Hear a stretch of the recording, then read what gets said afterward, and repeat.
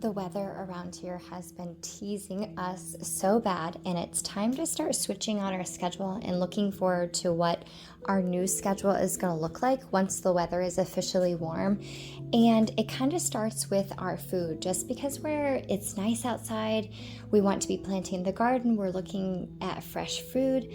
So less and less soups going on around here and more fresh produce, trying to get some quick things in the refrigerator prepped so it's easier to grab on a snack, or if we come home from the playground, we can easily grab something before everyone starts to get hangry. And one of those things I like to do is make almond milk. We're not huge milk drinkers in our family, but I do like to have almond milk to have in baking and making overnight oats, which is what I'm getting ready to prep for some breakfast. Also with egg prices and just a lot of baking. In the winter, I like to have something hot going in the oven first thing in the morning. It warms up the house. The fresh smells kind of wake everyone up. But as the weather is turning, it's starting to be something a little quick without sacrificing nutrition. So I've turned back to oatmeal or muffins or something that I can prep ahead and just pull out when I need. But with almond milk, I just soak my almonds and I use a little bit of salt and maple syrup and blend it up. And I don't discard the almond pulp. I have a freeze dryer, so I had been freeze drying it all winter, but I'm stocked really far up with a lot of that almond pulp, which basically I can blend it up and make a homemade almond flour. But this is just getting squeezed out and put in a container, and I'll throw a little bit into our smoothies. I'll throw it into some muffins, or when I make granola, I add this pulp to the granola. And then when I make overnight oats, because not everyone loves the same flavors, I just do a base recipe and then everyone can add their own toppings. And if your kids don't necessarily like the texture of overnight oats, I would suggest blending some of the oats. I do about half and half usually, and you don't want it into a fine oat flour, but you just want to break up and make it smaller crumbles. And what that does when it sits overnight, it's more of a creamier texture instead of like chunky and what my kids like to describe as slimy. And my base recipe is the oats. I use maple syrup as my sweetener of choice. And then because I'm always trying to add protein, not only does it not spike your insulin as harshly, it also keeps the children fuller, because if we have an all-carb breakfast and we're outside playing, they get hungry so much faster. And what I've done recently is I just use some powdered peanut butter, and I don't add too much because there is a child that doesn't particularly like peanut butter, but they will be satisfied with a small taste of it. And then this is my basic recipe, and then I add almond milk.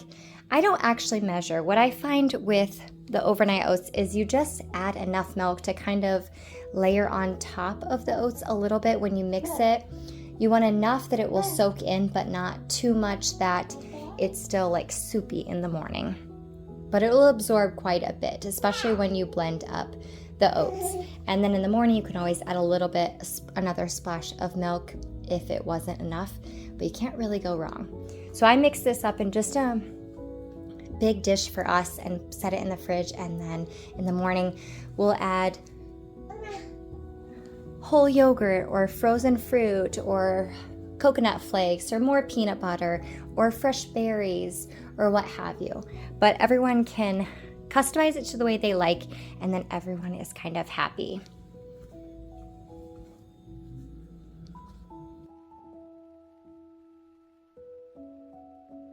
I will just pour the rest of the almond milk into a half-gallon mason jar, and then I will put it in the fridge. I've had it last about a week. It doesn't really go any longer than that, but I'll end up making muffins or adding it to pancakes or making another batch of oatmeal. And then since we are eating more fresh vegetables recently, I'm trying to make more homemade dips, because I feel like my kids eat more vegetables if they have something to dip it into.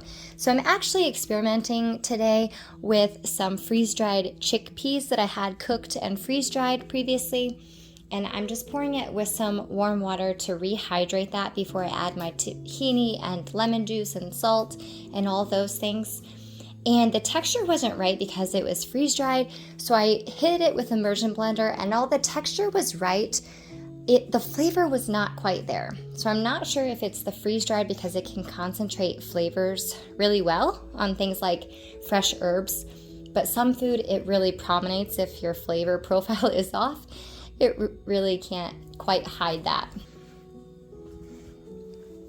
Hummus is great also to drizzle on a salad, or if I'm making some like a sheet pan dinner, we can drizzle some hummus on top to give it some added flavor. And again, the beans have protein, so it can keep my children full longer. And like I said, we're out with the soups, and I've been trying to come up with some different meals that the children enjoy and look forward to. And one of this is homemade mac and cheese today. Now, this isn't a recipe you can necessarily swap one-to-one. If you're starting to make food from scratch, it doesn't go over easily. At least in my family, it didn't. It took a little bit of a break from grocery store mac and cheese to making mac and cheese at home. And I always start with a roux, which is equal parts melted butter and flour. And because I'm always trying to add nutrition to my meals, I'm swapping half of the milk for broth that I had cooked up. There's enough dairy in there. And although we aren't completely sensitive to dairy, I just always try to add more nutrients when I can.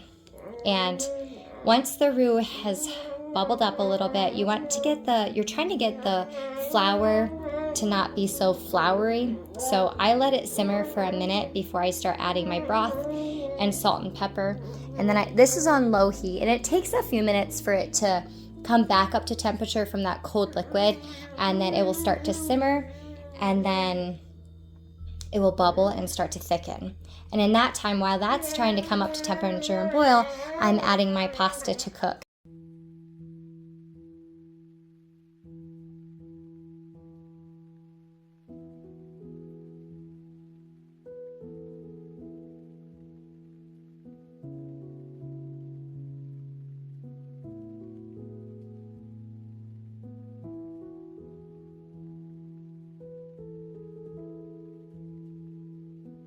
And you see now that it has thickened, I can add the cheese now.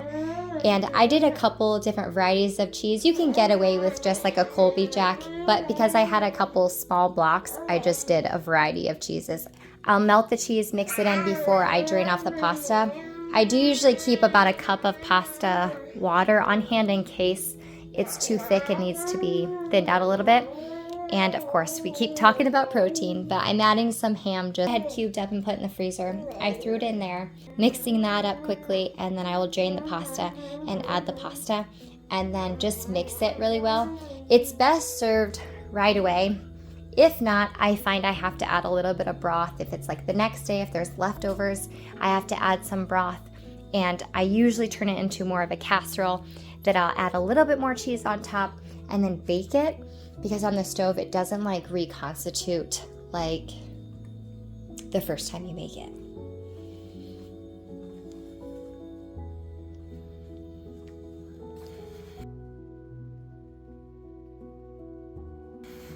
I'd love to know what kind of spring meals you are making in your house. You can leave a comment below, and we'll talk soon.